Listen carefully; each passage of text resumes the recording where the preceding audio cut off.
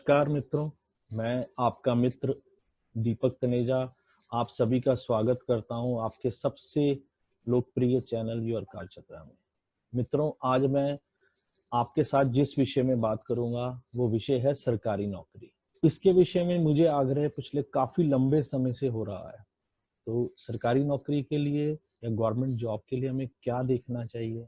सबसे पहले, हर कुंडली में लगन और लगन लॉर्ड की स्थिति बहुत इंपॉर्टेंट। अगर लगन पाप प्रभाव में है और लगन लॉर्ड भी वीक है और पाप प्रभाव में है तो उस व्यक्ति के जीवन में संघर्ष बढ़ जाएगा। इसी प्रकार से जो सूर्य है वो कहाँ बैठा है और उसकी पावर क्या है, वो अपने भाव से कितनी दूर गया है, इस प्रकार से हम सभी विषयों में गहन अध्ययन करते हैं। तीसरा भाव, छठा भाव, नौवां भाव, 10वां भाव, 11वां भाव, ये सभी किसी न किसी तरीके से हमारे किसी भी प्रकार की सरकारी नौकरी के संदर्भ में या किसी भी कॉम्पिटिटिव एग्जाम के क्लियर करने के लिए और जॉब ज्वाइन करने के लिए हमारे लिए बहुत आवश्यक। शनि की पोजीशन क्या है और उसकी स्ट्रेंथ कैसी है? कुंडली में अगर उसकी स्ट्रेंथ वीक है तो आप मान के चलें कि ऐसे में व्यक्ति को, जातक को बहुत संघर्ष करना पड़े। और दशा कैसी है, कौन सी दशा चल रही है, क्या वो फेवरेबल दशा है या नहीं है, क्या संघर्ष की दशा है, किस प्रकार की दशा है। इसके बाद गोचर का महत्व आता है कि गोचर क्या है, गोचर आपकी फेवर में है या नहीं है। ये सब का अध्ययन करने के बाद ही आप किसी एक निष्कर्ष पे पहुंच सकते हो कि व्यक्ति को कौन से वर्ष में, कौन से महीने में, कौन से क्षेत्र में नौकरी मिल सकती है, सरकारी या गैर सरकारी। जो व्यक्ति काम चाहता है उसके कॉम्बिनेशंस क्या कुंडली के अंदर बने हुए हैं या नहीं बने हुए हैं, और अगर नहीं बने हैं तो उसको उस क्षेत्र में काम नहीं मिलेगा। चाहे उसने बहुत मेहनत की होगी, बाकी सारे हाउसेस उसकी सपोर्ट कर रहे होंगे, लेकिन उस क्षेत्र में उसे सफलता नहीं मिलेगी अगर उसने वो काम नहीं करा होगा, उसके कॉम्बिनेशंस नहीं होंगे। तो मैं आपको थोड़ा सा इसमें विस्तार से बताने का प्रयास करता हूँ कि कैसे हम देखते हैं कि क्या व्यक्ति सरकारी नौकरी मिलेगी या नहीं। पहला हाउस जब हम देखते हैं, क्योंकि वो हमारे सभी जो हमारी एस्पिरेशंस होती हैं, हमारी जो कोई भी इच्छाएं, कोई भी जीवन की कोई कल्पनाएं, कामनाएं कोई भी हैं, तो उनका बीज जो है हमारे सबसे पहले लगन के अंदर ही डल। किसी भी कार्य को करने के लिए जो करज चाहिए वो सबसे पहले लगन के स्ट्रांग होने पे ही मिलेगी। लगन पे जितना पाप प्रभाव होगा तो लगन बहुत वीक होता चला जाएगा। क्रिएटिव अर्ज है या नहीं है हमारे अंदर, क्योंकि इसके बगैर कहीं पे भी आज की डेट में आप कहीं कंपटीशन में और टिक नहीं सकते। आज की टेक्नोलॉजी को समझने में, उसको इस्तेमाल करने में आप सीखने के लिए तैयार हैं या नहीं है, उनको सीखने के लिए आपके अंदर काबिलियत है या नहीं है, ये हम देख सकते। आप अपने कार्य को करने के लिए कितने डिटरमिन्ड है, कितने समर्पित हैं, कितना निश्चय शक्ति है कि कुछ भी हो जाए मैं अपना कार्य करके ही रहूंगा। सामान्य स्वास्थ्य कैसा रहता है आपका? अगर स्वास्थ्य लगातार खराब रहता है तो आप मेडिकल में फेल हो जाएंगे। आपको कोई रोग ऐसा है जिसको सरकार की नौकरी में नहीं है एक्सेप्टेबिलिटी, तो आपको नहीं मिलेगी सरकारी नौकरी। खास तौर पे पुलिस जैसे डिपार्टमेंट में, हल्की सी भी, पुलिस हो, आर्मी हो, फोर्सेज हो, पैरामिलिट्री फोर्सेज हो, इनमें कहीं पे भी हल्की सी भी जो है आपकी स्टेट ऑफ हेल्थ जो होती है वो अगर 19-20 भी फर्क है तो नहीं लेते हैं। 100% फिट व्यक्ति ही चाहिए। और सर्जरीज नहीं होनी चाहिए आपकी पूर्व में, आपको और कोई इंजरीज, एक्सीडेंट्स नहीं हुए होने चाहिए। लगन आपका ये निश्चय करता है कि आपके जीवन में पॉसिबिलिटी ऑफ अचीविंग किसी भी विषय में है या नहीं है। अगर नहीं है तो वो आपको वहीं से पता चल जाएगा कि आपका बार बार संघर्ष होता चला जाएगा। और अगर पॉसिबिलिटी ऑफ अचीविंग है, यानी कि आपका जीवन में प्राप्ति के जो पैरामीटर्स होते हैं वो हैं आपकी कुंडली की लगन में, अच्छे शुभ ग्रहों का प्रभाव है, शुभ ग्रहों की दृष्टि है, तो वो आपको निश्चित रूप से कहीं ना कहीं से वो आपको सक्सेस दिलाती चली जाएगी। आपकी जीवन में कितने प्रकार के और कैसे कैसे संघर्ष आने हैं वो सभी पहले, सबसे पहले लगन के अंदर देखा जा सकता है कि किस किस ग्रह का कैसा कैसा प्रभाव है। मान लीजिए मंगल का प्रभाव है तो अलग तरीके के संघर्ष आएंगे, जिसमें इंजरीज हो सकती हैं, जिसमें क्रोध के कारण से हो सकता है, जिसमें रैश ड्राइविंग के कारण से, किसी और तरीके की इस प्रकार की चीज। शनि के होंगे तो शनि आपको कहीं ना कहीं जो है लेजी या बिल्कुल ही अकर्मण्य बना देगा, या वो आपको ऐसा बना देगा कि आप रोगी बना देगा आपको, या आपके जीवन में अगर ये सब चीजें नहीं देगा तो संघर्ष ही संघर्ष, पीड़ा ही पीड़ा, दुख ही दुख डाल देगा। जिसके कारण से सफलताएं नहीं मिलेंगी, या मिलेंगी तो बहुत लेट मिलेंगी जिसके कारण से आपको उसका लाभ। आप कितने समझदार हैं, आपकी विजडम कैसी है, आप बातों को कितने अच्छे से सही से समझते हैं और उनका सही अर्थ निकाल के सही से उसका उपयोग सही समय पे सही जगह पे करना जानते हैं या नहीं जानते, ये भी लगन की स्थिति बहुत हद तक क्लियर करती है। तीसरा घर बहुत इंपॉर्टेंट है, क्योंकि ये हमारी फिजिकल ग्रोथ के साथ साथ हमारी एबिलिटीज, हमारी काबिलियत के बारे में बताता है। जीवन में हमारे कितने चैलेंजेस आते हैं उनके विषय में बात कर, हम कैसे उन चैलेंजेस को, डेली आने वाले चैलेंजेस को कैसे डील करेंगे, उनको कैसे हैंडल करेंगे, उनको हम कर पाएंगे या नहीं कर पाएंगे, और वो हमारे को कहीं विध्वंस तो नहीं करके चले जाएंगे। तो ये सब चीजें जो है वो हमारा थर्ड हाउस तय करता है। हमारे कोलीग्स कैसे होंगे, हमारे को कैसा माहौल मिलेगा। अगर पापी ग्रह बैठे हैं तो हमारे को जहां पे भी हम काम करने जाएंगे वहां पे हमारे को ऐसे ही कोलीग्स मिलेंगे जो हमारे साथ, जिनके साथ हमारी बनेगी। और अगर शुभ ग्रहों की स्थिति है तो हम वहां पे देखेंगे कि व्यक्ति को कोलीग्स उस हिसाब से मिलेंगे। अगर स्त्री जातक कोई ग्रह है तो वहां स्त्रियों के साथ व्यक्ति का संबंध ज्यादा बनेगा, या उस ऑफिस में या उस क्षेत्र में स्त्रियां ज्यादा होंगी।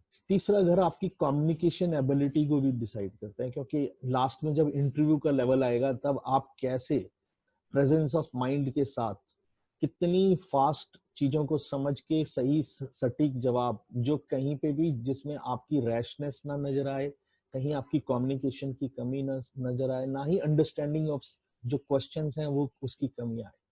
तो ये सब चीजों की क्वालिटीज जो देने की एबिलिटी है, ये जो है तीसरे घर में है। आप कितने फर्म हैं अपने जीवन में, जिन जिन चीजों को, उद्देश्यों को जीने के लिए आप आते हैं, उन चीजों की अचीवमेंट के लिए कितनी फर्मनेस है आप में, ये सब भी तीसरा घर तय करता है। आपकी मेंटल स्ट्रेंथ कैसी है, आप मेंटली जो फिट हैं या नहीं है, इमोशनली आप हर्ट हैं, या किस प्रकार की आपकी स्थिति है। तीसरे घर की जो स्थिति है बहुत इंपॉर्टेंट होती है इन सब चीजों के लिए। आपकी टेंडेंसीज पॉजिटिव हैं या नेगेटिव हैं, ये यहीं से आपके आगे के फ्यूचर के सारे एक्शंस डिसाइड होते हैं, क्योंकि आपकी टेंडेंसीज, मेंटल स्ट्रेंथ डिसाइड करेंगी कि आप लाइफ में क्या करेंगे, कैसे करेंगे और कितना अचीव कर पाएंगे। थर्ड हाउस हमारी डिजायर्स को भी बताता है कि हमारी लाइफ में क्या डिजायर्स हैं और हम उन डिजायर्स को कितनी इंपॉर्टेंस देते हैं, क्या वो डिजायर हमारी फुलफिलमेंट होने वाली है या नहीं है।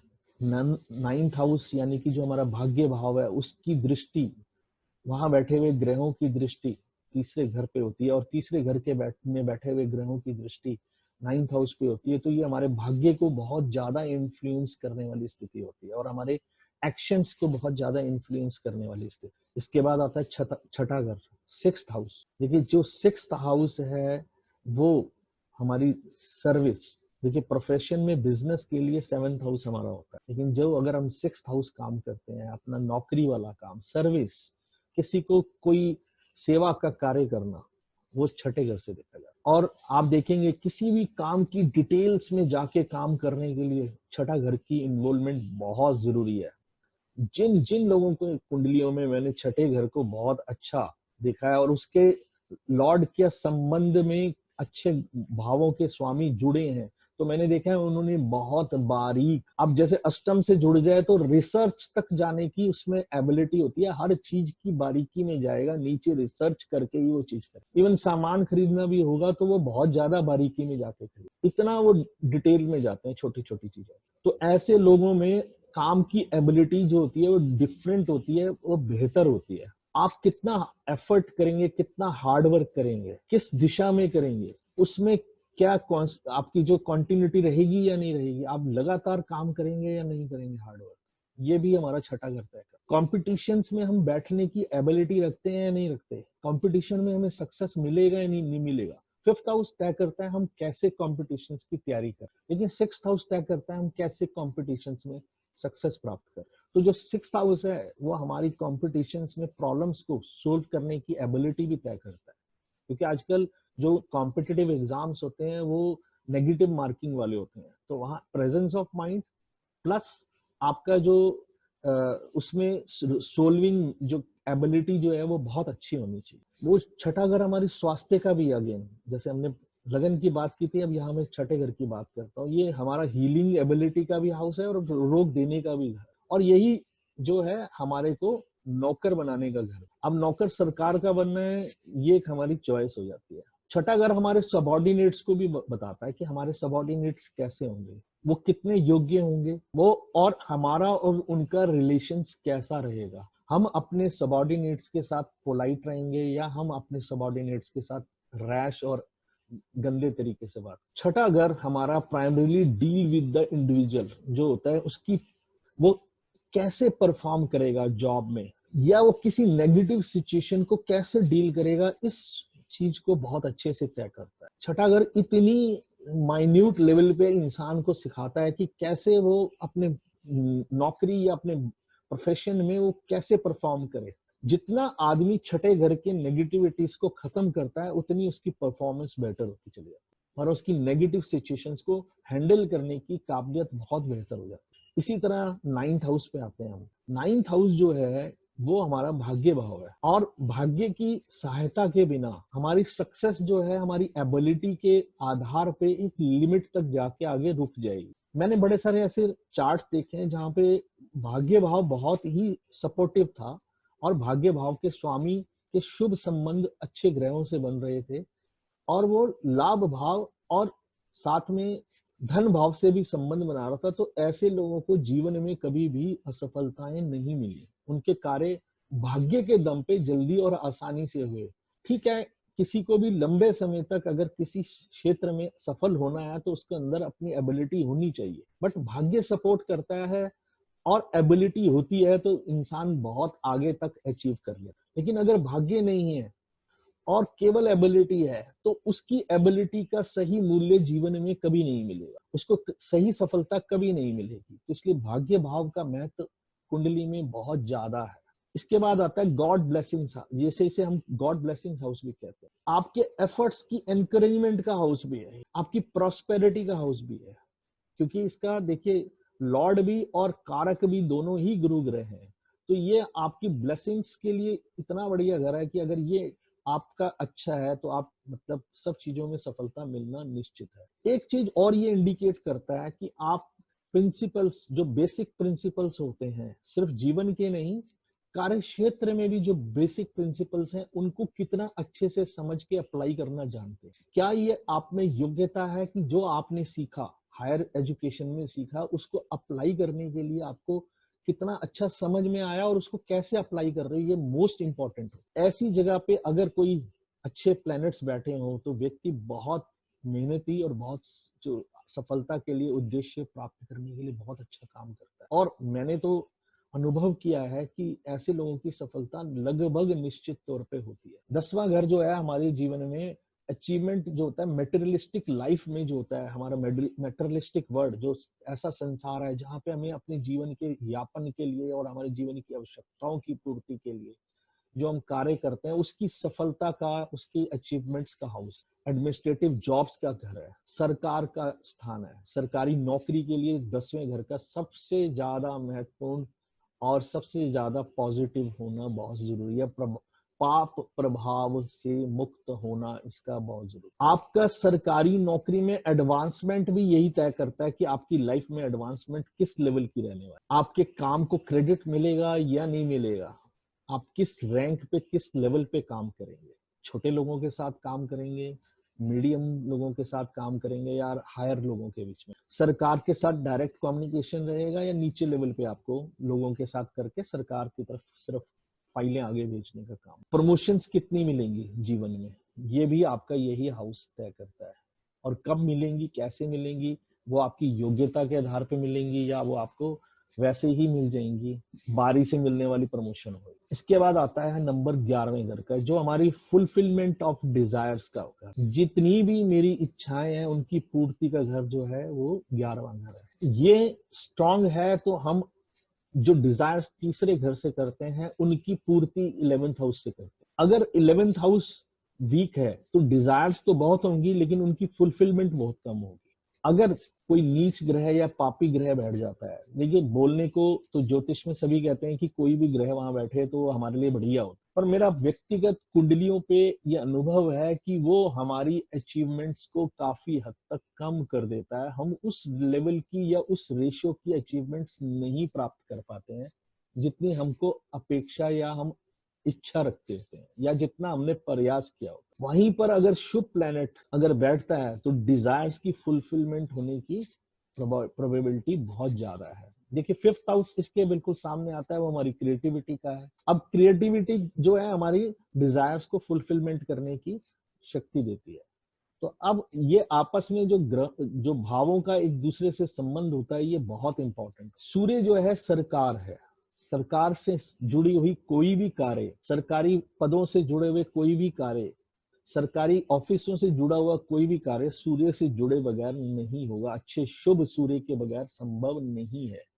जिसकी कुंडली में शुभ और मजबूत सूर्य है, जिसका पाप प्रभाव नहीं है, पाप कतरी नहीं है, शुभ ग्रहों की दृष्टि है, शुभ दिशाओं में वो उसका गोचर चल रहा है और कुंडली में उसको बार बार जो है शुभ ग्रहों के सपोर्ट और संबंध मिल रहा है, तो ऐसा सूर्य आपको अचीवमेंट की कोई लिमिट से बाहर ले जा सकता है। लेकिन यहाँ मैं एक बात कहना चाहूंगा, हम अपने व्यवहार से, अपने कर्मों से अपने अच्छे शुभ ग्रहों को भी खराब कर सकते। तो हमें सावधान रहना चाहिए कि हम कैसा व्यवहार करते हैं, कैसे रिजल्ट उनके बदल सकते। अब सरकारी नौकरी मिलने के लिए ये सब चीजें तो बेसिक हो गई कि ये सब कॉम्बिनेशन सब फ्रूटफुल होंगे तो ही एक व्यक्ति को सरकारी नौकरी मिलेगी। हमारा द्वितीय भाव, जो प्रथम भाव, तृतीय भाव, पंचम, छठे, नवम, दशम और एकादश के बाद हमारा द्वितीय भाव होता है जो हमारी स्टोरेज होती है, यानी कि बैंक है। हमारा बैंक में हमारे पास क्या पैसा आएगा, टिकेगा, नहीं टिकेगा,